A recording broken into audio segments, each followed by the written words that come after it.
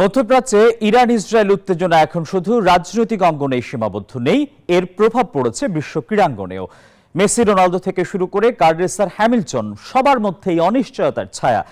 এতে দেখা দিয়েছে একের পর এক ইভেন্ট স্থগিতের আশঙ্কা, সৃষ্টি হয়েছে ভ্রমণ জটিলতাও।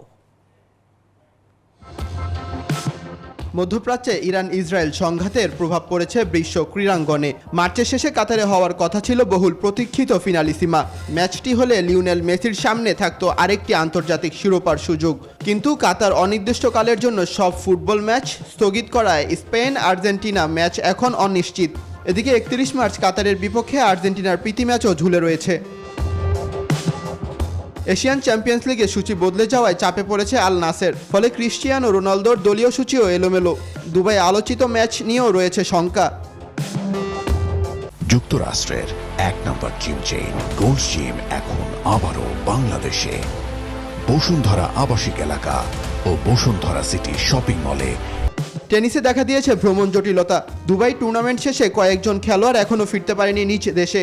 সাবেক ইউএস ওপেন চ্যাম্পিয়ন দানিল মেদভেদেভও সময়মতো যুক্তরাষ্ট্রে পৌঁছাতে না পারলে ইন্ডিয়ান ওয়েলস ওপেনে অংশ নেওয়া কঠিন হতে পারে। অন্যদিকে 3 মাস পর যুক্তরাষ্ট্রে বিশ্বকাপ খেলতে যাওয়ার কথা ইরানের। ক্যালিফোর্নিয়ার ইংলউডে 16 জুন নিউজিল্যান্ডের বিপক্ষে তাদের প্রথম ম্যাচ নির্ধারিত।